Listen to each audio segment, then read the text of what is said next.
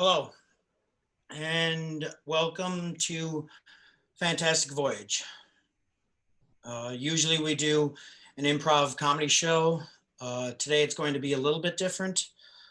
We still would like to provide some comedy later on, but first we feel that we need to make some personal statements.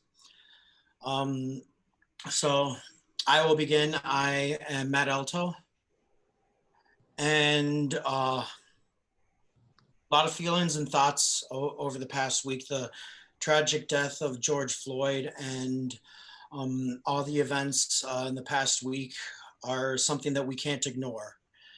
As a troupe, we talked about not doing a show at all.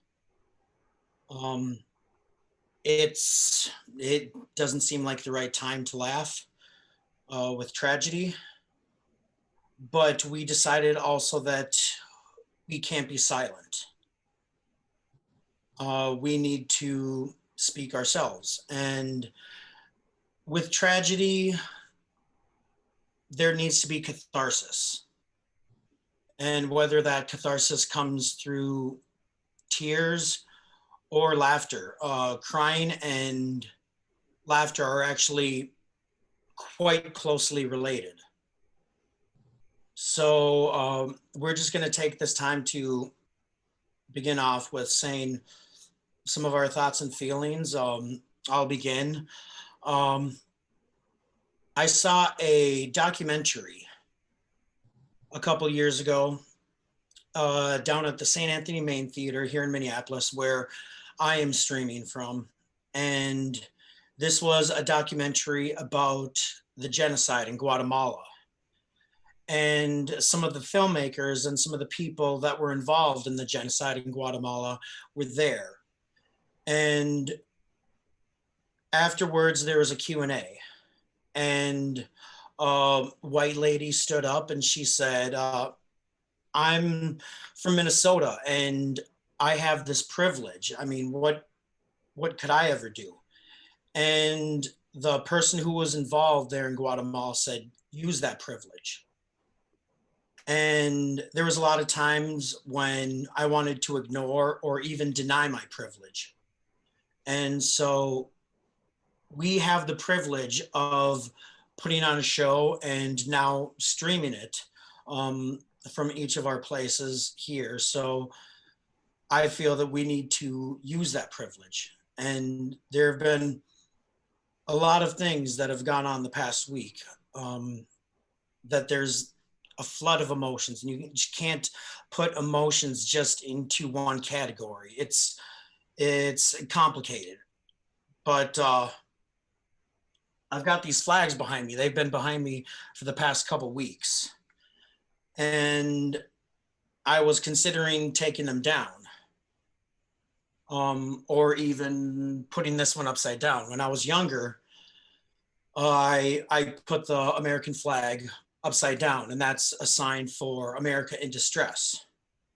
And I was considering doing that as well.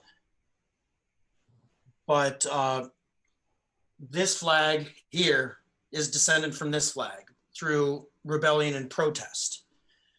And so I decided not to take it down because the American flag does not just stand for the system and the powers that be, but for all the people who are within that flag and who represent that flag. And this past week I've seen horrible things and I've seen great things. I've seen cops listening and empathizing with protesters. I've seen protesters protecting cops and protecting people that they don't agree with and looking out for their safety. So this is a time when we need to use our voice. And I believe in the First Amendment. And so I have a weapon right here. This thing. Woody Guthrie wrote on his guitar, "This machine kills fascists." And so I've gone around this past week singing this song by the Drive-By Truckers. And I saw the Drive-By Truckers a couple years ago when we had the Super Bowl here. It was the same very weekend. There was parties for the Super Bowl and concerts. And one of the concerts that I went to was the Drive-By Truckers at First Avenue. And I know that a lot of the people close to and involved with the NFL had problems with silent protest. But I'm glad that I saw that Drive-By Truckers show. They had a Black Lives Matter poster there on stage during their set. And they played this song that I'm about to play called What It Means. And it was written about 4 years ago. I think it's still very pertinent. I've slightly changed a couple of words in 3 of the lines, but I think it still fits with the spirit of the song. And so I hope the Drive-By Truckers are all right with it. I've sang it a number of times this past week, all around Minneapolis. Sometimes I couldn't get through the song because my voice just didn't work anymore because I was so angry out of screaming. And other times I couldn't because I was crying. So hopefully I'm able to get through this now. This is What It Means by the Drive-By Truckers.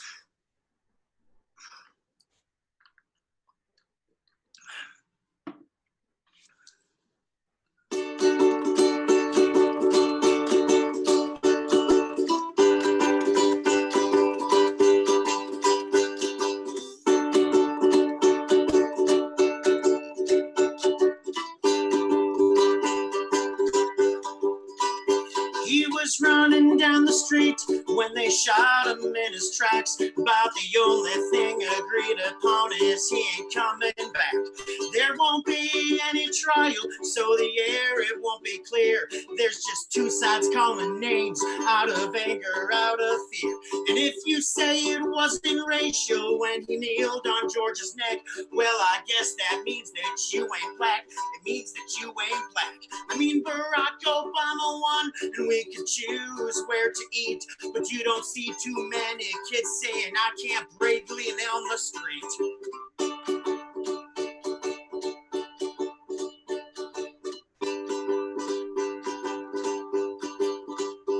In some town in Missouri, but it could be anywhere. It could be right here on Lake Street.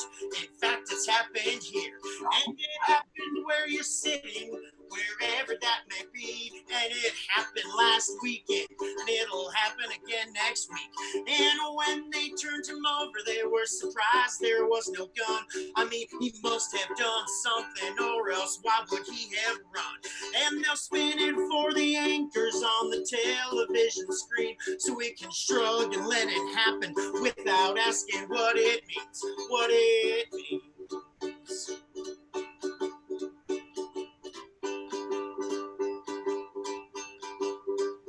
What it means.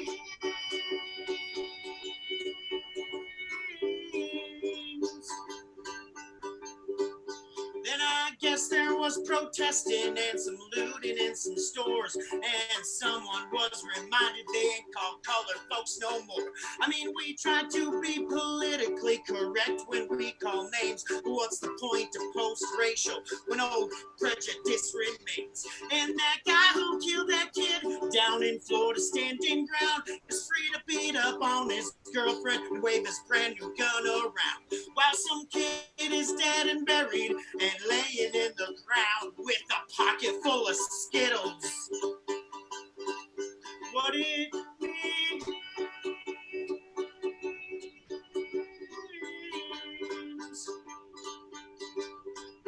What it means.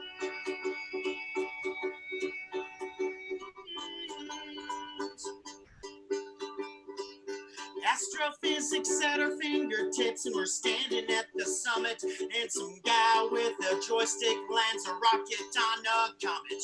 We're living in an age where limitations are forgotten. The outer edges move and dazzle us, but the core is something rotten. And we're standing on the precipice of prejudice and fear. We trust science just as long as it tells us what we want to hear. We want our truths all fair and balanced, as long as our notions lie within it. There's no sunlight in our asses, and our heads are stuck up in it. And our heroes may be rapists who watch us while we dream, but don't look to me for answers, cause I don't know what it means. What it means.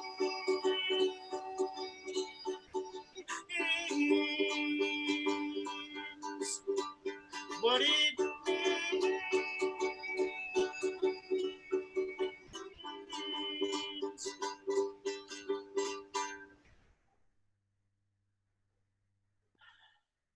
So we're gonna take this time for other personal statements. We realize as a troupe that we're not necessarily in the position to speak. What we want to do is listen to you others, but and everyone else out there, we recognize that there's lots of voices, and we just want to say that I hear you. So, Steve, do you have anything you would like to add? Yeah. Look, I get it. I've seen our demographic reports here in this troupe. Most everyone watching this right now are white people. And that's okay, because right now I'm here to talk to you. So, dear fellow white people, now isn't the time to focus on what the movement means to us. We should be telling people what we mean to the movement. Thanks to systemic racism, our voices are more amplified. We can use that privilege to help people in the marginalized communities that don't get heard. But first, we have to listen. Listen to the voices of the people of color around you who have been shouting for so long that they're barely a whisper. Understand the message they're trying to get across, and then make sure the message you're sending is accurate, on point, and not hurtful. We know that all lives matter, but right now we're not talking about that generalization. We should be being specific. Black lives matter. If we can get people to finally understand the importance of that specific detail, maybe one day we can broaden it. But right now, because of the system amplifying the voices of people with faces like mine, saying all lives matter is drowning out the hoarse cries of so many people. So I encourage you to zoom in, listen closely to the people around you, have deep, meaningful discussions, learn what they're saying and why they're saying it. Then take those lessons to the world, shout their names, sing their songs, tell their stories. But first, listen. Listen until you can say, I hear you.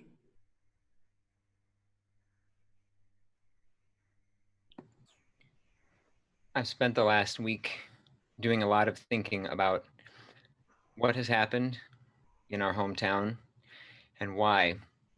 And along the way, I've had to confront some pretty hard truths about myself. So first, to my friends of color, I thought I was listening. I wasn't. I thought I was doing enough. I wasn't. And I am sorry.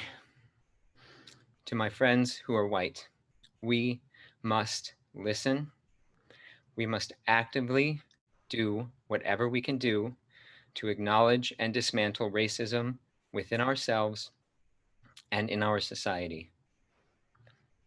And once again, to my friends of color, I hear you.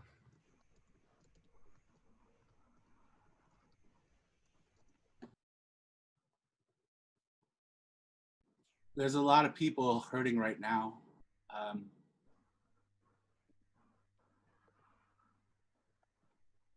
We were deciding whether to do a show, and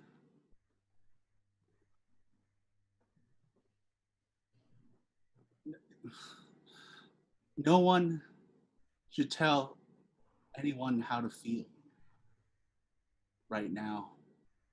Laugh, cry, be angry if you want to. Be angry.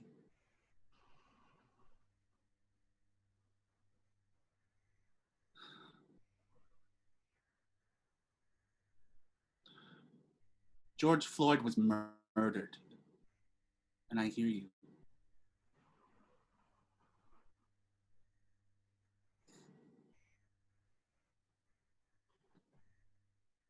I've read a lot of statements from companies and from local organizations, but the statement that a local theater, Yellow Tree Theater, sent out this morning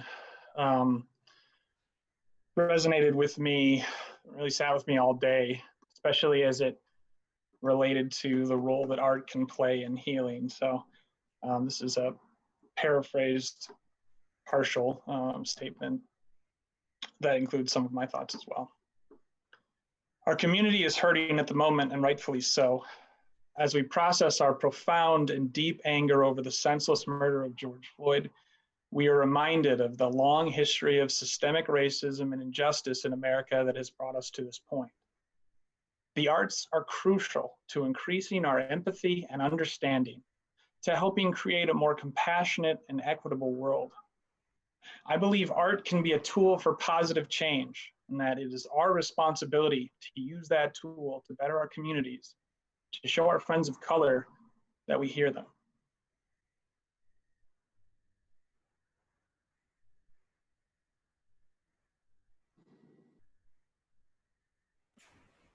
The Twin Cities is my adopted home, and I love it. And I don't know what else to say that these guys haven't already. We can and we have to do so much better. I hear you.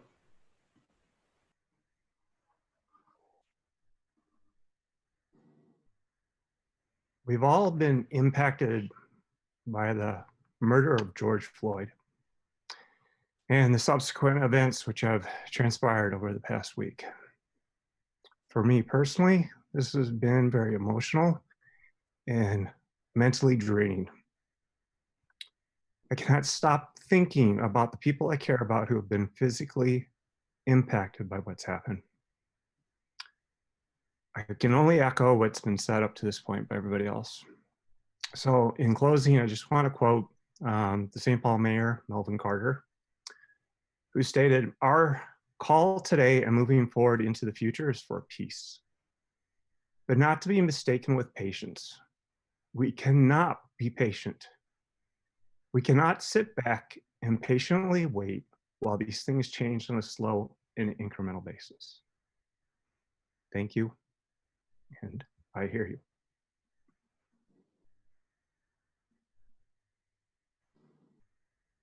So that's what we want to say as a troop. I hear you. And people have different ways of dealing with tragedy. So hopefully we can move beyond these tears and maybe get a little distraction and have some comedy. So now, as hard as it is, we're gonna try to make you laugh.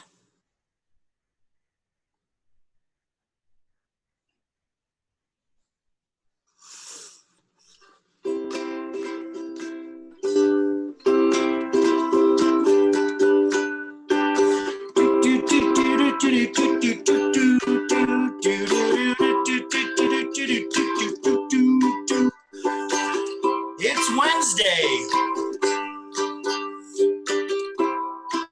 7 o'clock. That means it's Fantastic Voyage Improv. I'm your host, Matt Elto, and I would like to introduce you to our players. We've got Steve.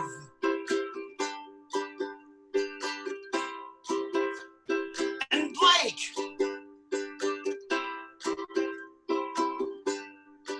Give it up for Zach. And finally, Bill. And we can't forget Becca helping us get all these crazy suggestions. And here we are, Fantastic Voyage. So thank you for coming out tonight. We hope we can make you laugh and provide a little levity.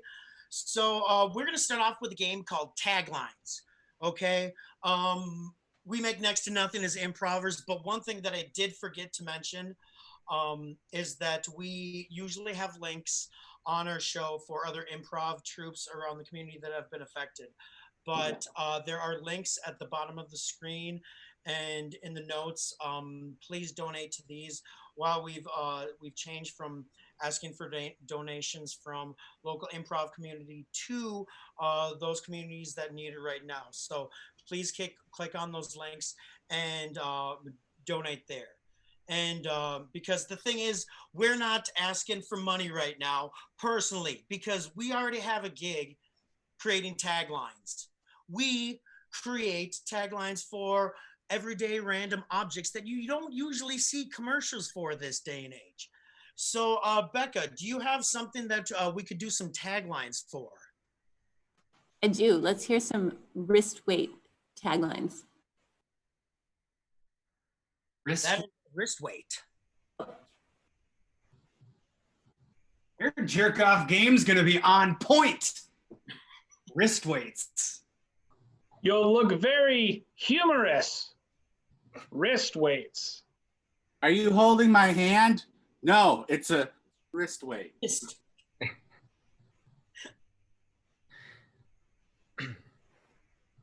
Hey, wrist, not yet. Wrist weight. Okay, Becca, do we have another thing that we could do a tagline for? String cheese. Keep it together. String cheese. Because cheese is only good if it takes you an hour to eat it. Cheese. The Steve Bennett of dairy products.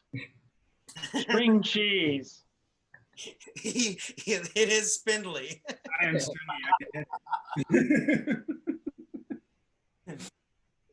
Okay, do we have another suggestion? Spare tires. Otherwise known as a beer gut. Spare tire. Keep yours next to the ribs. Spare tires. They don't do jack. Spare tire. My second favorite donut. Spare tires. Spare tires. All right, do we have another suggestion? Tip jars.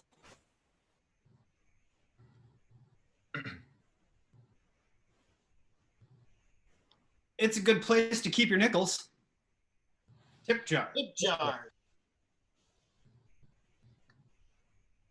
The perfect coronavirus companion for restaurants. Tip jars.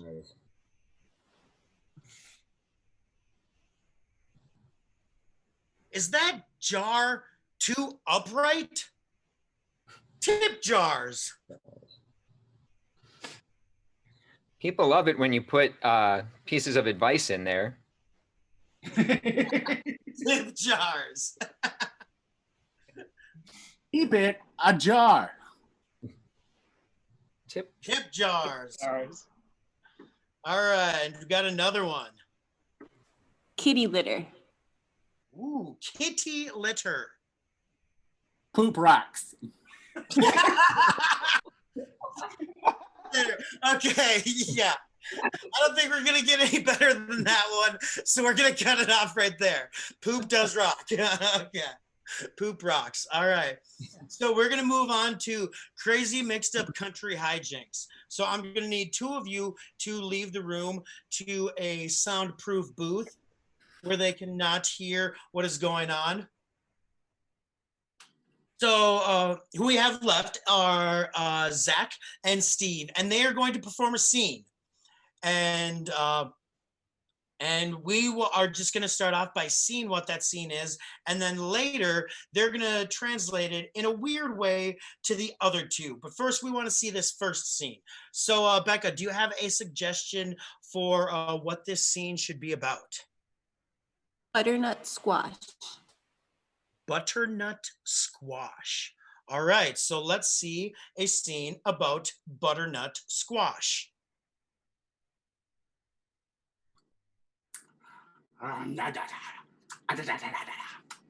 Don't take away my squash! I can't grow it faster than you can eat it, Charlie. I just can't. Mother Nature only works so fast. Clem, if you done take the butternut squash away from me, I will never forgive you. Here, Charlie. This is my last butternut squash. It's all yours because I love you. Da!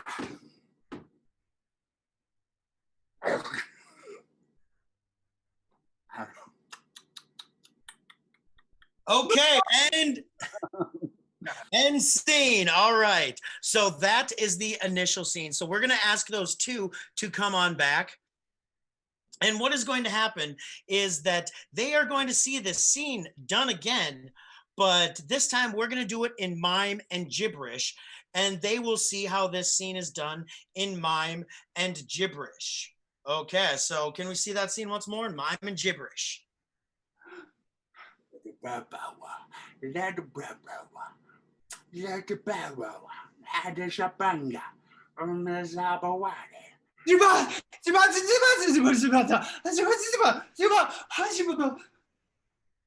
Zaro!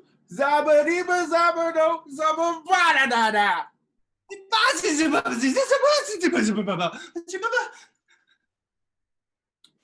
Zabadi, zababa, zababronga bringa, zabi dadu.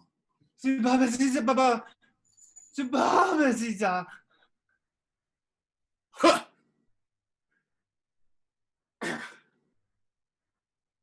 Azabadawa. All right. Okay. Good. So that was our scene. So now Blake and Bill, the double Bs. Okay. Your job is to recreate this same scene, but now using what you've seen in mime and gibberish. I want to hear it again in English and see how closely you can get it to the original scene. This tapioca pudding is so good. I'm gonna eat all of this tapioca pudding. Mm. Never mind that tapioca pudding. I found something so much better. What could possibly be better than tapioca pudding? Come look, it's better. It's better. I'll come look as soon as I'm done eating this bucket of tapioca pudding. Mm. Oh. Behold, an Easter bunny made of chocolate. Is there tapioca pudding inside of that chocolate Easter bunny? I don't know. I think it's hollow, but you're probably gonna have to check. You know what? I'll put some tapioca pudding inside that Easter bunny. Oh, but wait a minute. I was gonna.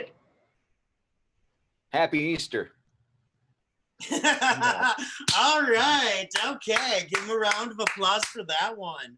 All right. And just so you knew, the initial scene was about butternut squash. But you guys nailed it. Yeah, fairly close. So we're gonna move to another game, but before we do, I want to remind you once again, please donate to those groups that are in our links. But we want to provide some more laughs, so we're gonna move on to the dating game. So I'm gonna need one of you to leave because you are going to be the potential person getting a date. So Zach will be going on a date. He will be going with these other three bachelor or bachelorettes. And so to begin with, Becca, do we have a suggestion of who is in this dating game for the first one? Pepe Le Pew. Pepe Le Pew. And I'm pretty sure I want to see Blake do that one. Okay. Okay, so Blake, you're Pepe Le Pew. All right, what's our next suggestion? David Hasselhoff. David Hasselhoff. I definitely want to see Bill in his David Hasselhoff impression. And finally, what do we have for Steve? James Bond. James Bond. Okay. So we've got Pepe Le Pew, we've got David Hasselhoff, and we've got James Bond that will be potentially going on a date with our lovely contestant. So let's welcome our contestant back here. And we will commence with the dating game. Oh, it is the dating game. Thank you so much for making it out here. So first off, we want to introduce our contestant. So you are here to find a date. Could you tell us a little bit about yourself? We can't hear you. Make sure to unmute yourself because we want to hear. I'm sorry. That's all right. My name is Lennis. I'm from Tennessee, Okay. and I'd like to not be alone anymore. Okay. I mean, are you looking to put a ring on it or just sort of see where it goes? I just want someone to hold me. Okay, well, Lennis, we are here for you, and that's what we're going to do. So we have 3 lovely contestants that we think would each be a great date, but it is your choice. So you may begin by asking questions to the contestants. Contestant number 1, if you were an animal, what would you be? Excuse me, my dear. You're going to need to be specific about who contestant number 1 is. Whichever one is number 1, contestant number 1, I'd like them to say, what animal would you be if you were an animal? What do you mean if I was an animal? You could be an animal. Are you suggesting? Well, surely you can see me with those beautiful blue eyes of yours, my dear, and surely you can see that I already am an animal. Oh, boy. Hot stuff. Contestant number 2, whoever you may be, yeah, same. Well, if I was an animal, I'd probably be a dolphin because I swim so well. I spend so much time in the ocean or on the beach, maybe more of a crab because I'm usually on the beach, soaking in the rays. That's probably what I'd end up being. Oh, wow, maybe we could have a picnic later. Yeah, that'd be great. Right underneath my chair. That'd be awesome. Contestant number 3, if you were to give me a gift for my birthday, what would it be? I give the best gifts, but I usually get them from my boy Q. So I would see what's in his inventory. I've got a wristwatch. It shoots darts. Would you like it? Ooh. I've got plenty. I'll just put it on right here. Ooh. It's fancy. Gifts already. Yeah. So you get a chance to ask them an initial question. You can ask them another question as well to get to know them a little bit better. Contestant number 1, if you were to protect me from harm, how would you do that? Oh, ma chérie, I would protect you by smothering you with kisses and my tender embraces. But if that doesn't work, I would spray anyone who tries to harm you with my very stinky, stinky smell that I can spray. Oh man, your perfume is it's odorific. Yes, the same. Contestant number 2.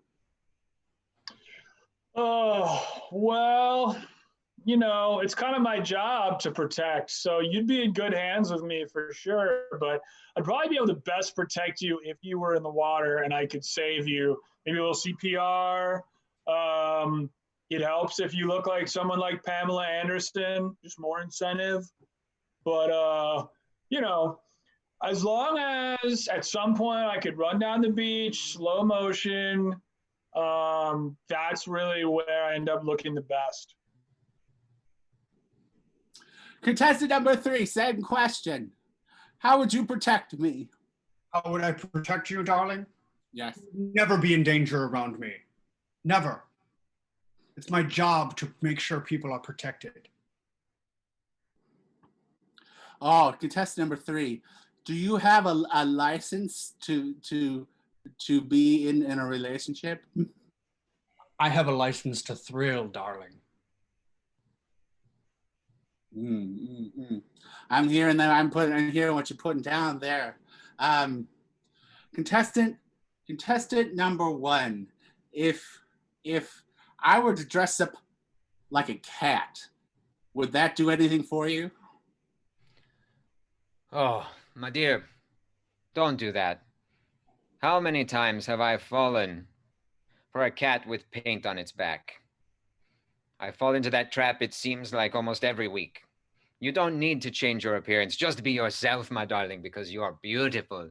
You are special, and I love you so much. All right, Pepe Le Pew. Oui, oui. Oh man. Oh, I feel so special. Contestant number 2. If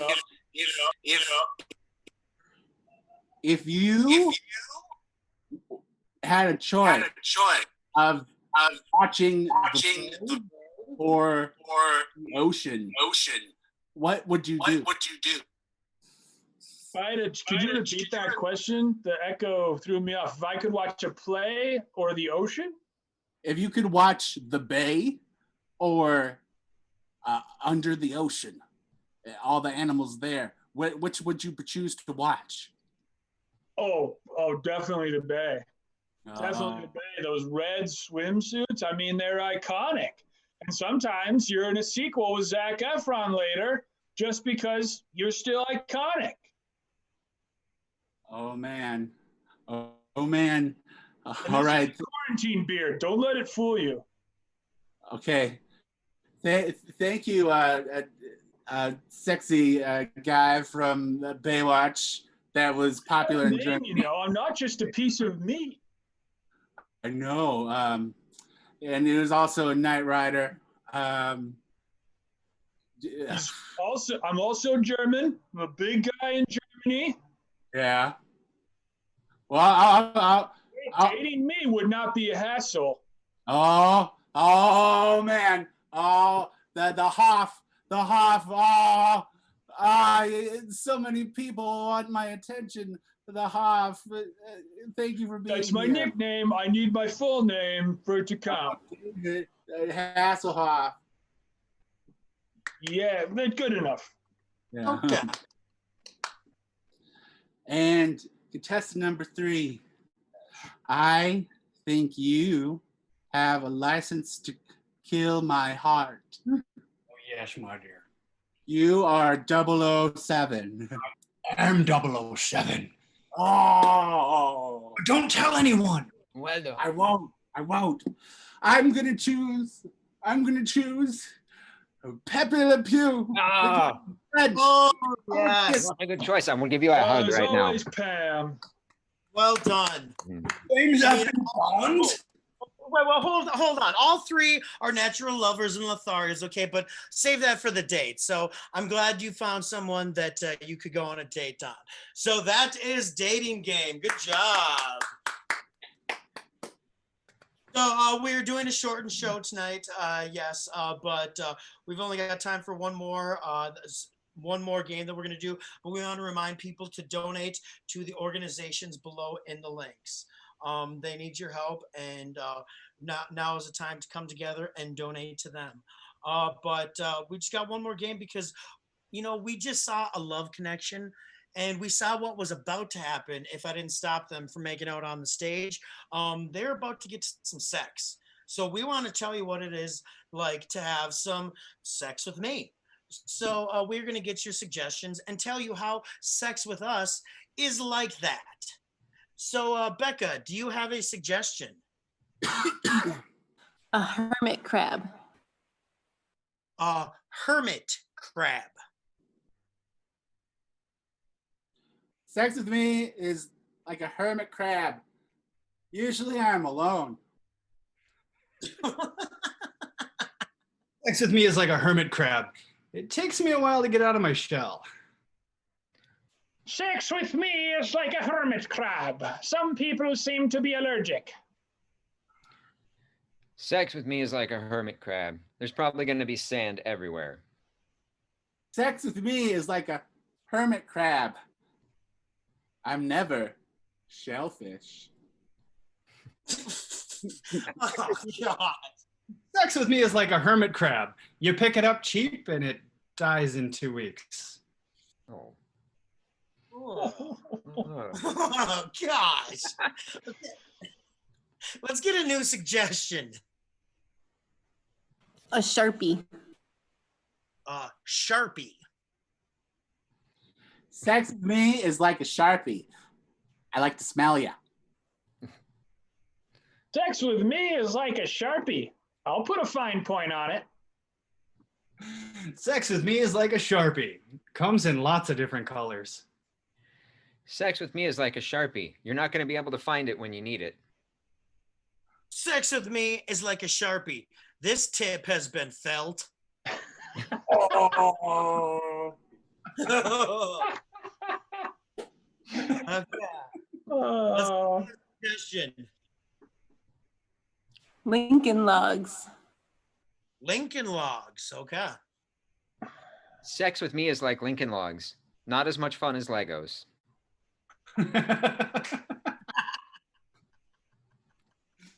Sex with me is like Lincoln Logs. You can do like 3 things.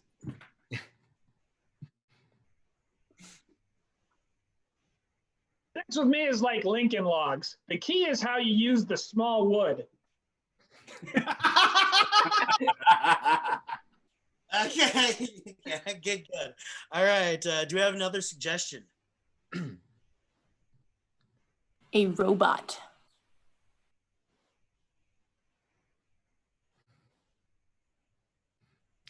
Sex with me is like a robot. I will server you. It's like a robot. If you bust it out in the middle of the club, you're gonna get some funny looks.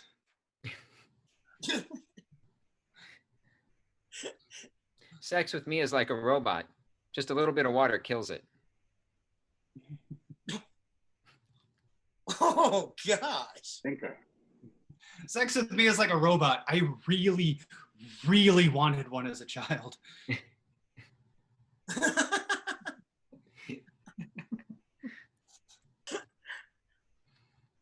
Okay, let's get another suggestion. 88 keys. 88 keys. Sex with me is like 88 keys. I want more. I want more keys. More of them. Sex with me is like 88 keys. That's a full pianist. Sex with me is like 88 keys. It doesn't matter whether it's ebony or ivory, it's going to get banged on.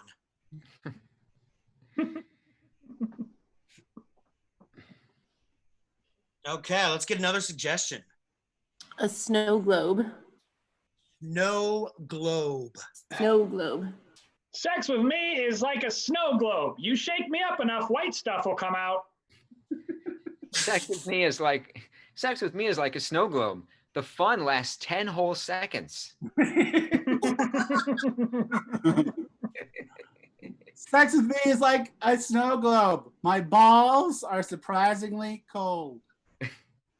Sex with me is like a snow globe. You can either get that or a candle for Christmas. Oh, God. And I think we got time for maybe one more. An ice cream truck. Ice cream truck.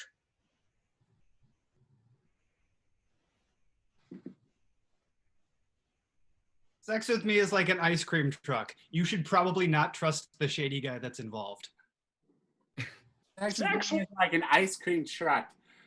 You're my favorite flavor. Sex with me is like an ice cream truck. It'll leave you in good humor.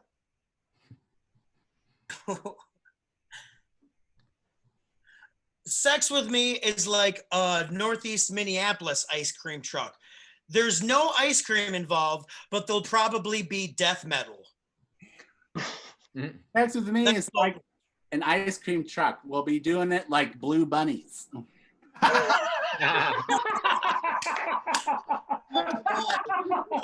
and that is sexy.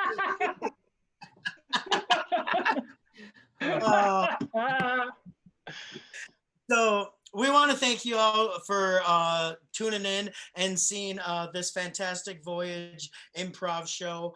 Once again, a reminder to donate down below. Thank you for tuning in. And we want everyone to be safe, but I want to thank all the performers for the evening. We had Blake. Give it up for Blake. We had Bill. Steve. And finally, Zach. And helping out on the keys and with the suggestions, we have Becca. We want to thank everyone for tuning in. Thank you so much. Be safe. Thanks, everyone. Thank you. Thank you.